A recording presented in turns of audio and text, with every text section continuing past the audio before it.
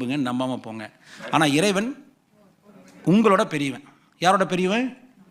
ஆனால் உங்களோட ஒன்றுமே இல்லை ஜாதகம். ஒரு கிரகத்துக்கு அவ்வளோ பவர் இல்லை. எனக்கு ஒரு வயசு ஆயிடுச்சு, என்ன அர்த்தம்? பூமி ஒரு சுற்று முச்சிடுச்சு, அவ்வளோதான்.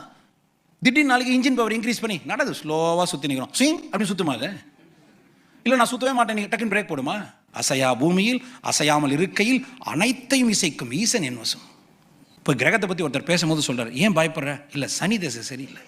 உனக்கு எது இன்னும் உபாதையாக இருக்கோ, எது உனக்கு அகெயின்ஸ்டாக இருக்கோ அது பெருமையாக பேசுகிற.